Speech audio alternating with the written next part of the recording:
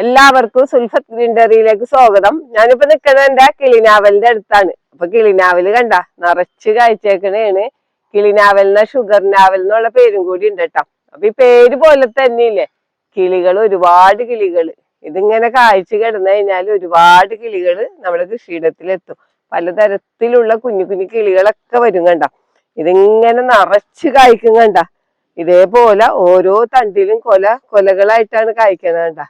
ഇത് നമ്മ ബഡ് ചെയ്ത തൈയും ഗ്രാഫ്റ്റ് ചെയ്ത തൈയും ഒന്നും നമുക്ക് വേണ്ട. നമുക്ക് കുരുപാഗ്യം മുളപ്പിച്ച തൈ തന്നെ നട്ടാ മതി. ഇതിപ്പോ കുരുപാഗ്യം മുളപ്പിച്ച തൈ നട്ടിട്ട് ഒരു 8 മാസമായിട്ടുള്ളൂ. അപ്പത്തിനാണ് ഇത് ഇത്രയും കാഴ്ച വെക്കണത്. പിന്നെ ഇതിൽ ഇടക്കിടക്ക് ഇങ്ങനെ ഇപ്പൊ മഴക്കാലത്താണ് ഈ ടൈമിലാണ് ഇത് കൂടുതലായിട്ട് കായ്ക്കണത്. അത് കഴിഞ്ഞാൽ ഇതുപോലെ എപ്പോഴും ഇങ്ങനെ ഫ്ലവർ ചെയ്ത് കായ്ച്ചോണ്ടിരിക്കും. ഇതിന്റെ ഫ്ലവറാണ് ഈ കാണുന്നത്. ഇതേപോലെയാണ് ഇതിന്റെ ഫ്ലവർ ഇരിക്കണത്. പിന്നെ ഇതേപോലത്തെ കായ പിന്നെ പഴുത്ത് കഴിഞ്ഞാല് ഒരു വയലറ്റ് കളറായിരിക്കും നമ്മുടെ മുന്തിരിയുടെ കളറ്. അപ്പൊ ഇത് പഴുത്ത് കഴിയുമ്പോഴത്തേന് ഇങ്ങനെ കിളികൾ ഇങ്ങനെ കാത്തിക്കണേണ് ഇത് കൊണ്ടുപോകാനായിട്ട്. കിളികൾക്ക് ഏറ്റവും ഇഷ്ടപ്പെട്ട ഒരു ഫ്രൂട്ട് തന്നെയാണ്.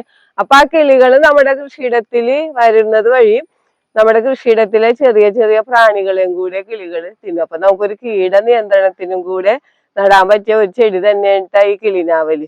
അപ്പൊ കിളിനാവല് വരുമ്പോ നമ്മുടെ കൃഷിയിടത്തിൽ പലതരം പ്രാണികളും ഒക്കെ ഇരിപ്പുണ്ടാവുമല്ലോ ചെടികളിലൊക്കെ. അവരതും കൂടെ തിന്ന് നമുക്ക് സഹായിക്കും.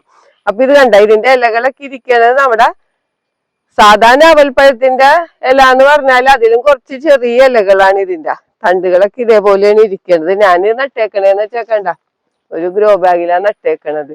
ഇപ്പൊ ഗ്രോ ബാഗിൽ നട്ടപ്പാന്ന് വെച്ചാൽ ചെറിയ ഒരു 4 ഇല വന്ന തൈയായിരുന്നു.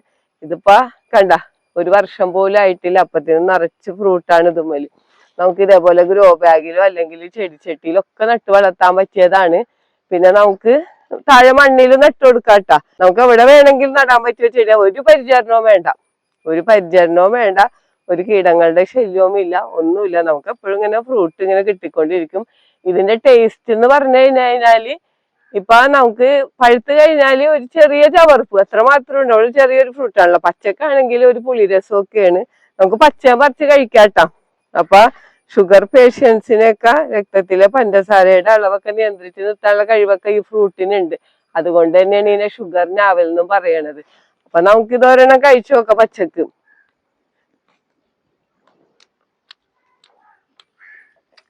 ഒരു പുളിരസമാണ് പച്ചക്ക് കഴിക്കാനും ടേസ്റ്റ് കുറവില്ലട്ടാ.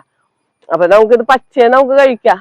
നമ്മുടെ ശരീരത്തിനൊക്കെ ഏറ്റവും നല്ലതാണ്. പിന്നെ ഇതിന്റെ ഇലയും പൂവും തണ്ടും വേരൊക്കെ ഔഷധയോഗ്യം ഉള്ളതാണ്. അപ്പൊ നമുക്കൊരു ഔഷധ ചെടി വെച്ചുപിടിപ്പിക്കണ കൂട്ടത്തിൽ നമുക്കൊരു കിളിനാവലും കൂടെ നമ്മുടെ വീട്ടിൽ വെച്ചുപിടിപ്പിക്കാം. വേനൽക്കാലത്ത് നമ്മൾ നനച്ച് മാത്രം കൊടുത്താൽ മതി. പ്രത്യേകിച്ച് അതൊരു വളപ്രയോഗത്തിന്റെ ഒന്നും ആവശ്യമില്ല. നമ്മളിവിടെ അടിയിൽ നട്ടപ്പ ചാണകപ്പൊടി മണ്ണ് വേപ്പുമണ്ണാക്കൊക്കെ നട്ടുകൊടുത്താണ്. പിന്നെ നമ്മ പച്ചക്കറികൾക്കൊക്കെ സ്ലെറിയൊക്കെ കടലപ്പിണ്ണാക്ക് പുളിപ്പിച്ചതൊക്കെ ഒഴിച്ചു കൊടുക്കുമ്പോ അത് കുറേശ്ശെ ഒഴിച്ചു കൊടുക്കും. അല്ലാണ്ട് നമ്മ വേറെ ഇതിന് പ്രത്യേകിച്ച് ഒരു വളമൊന്നും നമ്മ ചെയ്യാറില്ല കേട്ടാ. എങ്കിൽ കൂടിയും ഇത് നല്ലൊരു അലങ്കാര ചെടിയാണ് കേട്ടാ. നമ്മുടെ വീടിന്റെ മുറ്റത്ത് നടയാണെങ്കിൽ നല്ലൊരു അലങ്കാര ചെടിയാണ്. ഇതിങ്ങനെ കാഴ്ച കിടക്കണ്ടില്ലേ.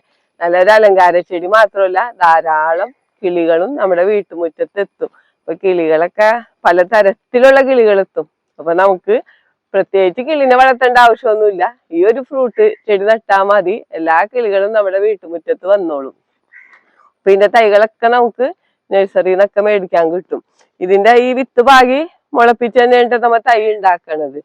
അപ്പൊ തൈ നട്ട് പെട്ടെന്ന് തന്നെ കായ്ക്കുകയും ചെയ്യും. ഇതേപോലെ ഒരു ചട്ടിയിലോ ഗ്രോ ബാഗിലോ ഒക്കെ നമ്മുടെ വീട്ടുമുറ്റത്ത് നടാൻ പറ്റിയ ഒരു ചെടി തന്നെയാണ് ഈ കിളിനാവല്. അപ്പൊ കിളിനാവലൊക്കെ എല്ലാവരും വീട്ടിൽ വെച്ചു പിടിപ്പിക്കണം. ഈ വീഡിയോ പറ്റി എന്തെങ്കിലും അഭിപ്രായങ്ങളോ സംശയങ്ങളോ ഉണ്ടെങ്കിൽ വീഡിയോക്ക് താഴെ കമന്റ് ചെയ്യുക. വീഡിയോ ഇഷ്ടപ്പെട്ടാൽ ലൈക്ക് ചെയ്യുക. വീഡിയോ ഇഷ്ടപ്പെട്ടാൽ ഷെയർ ചെയ്യുക.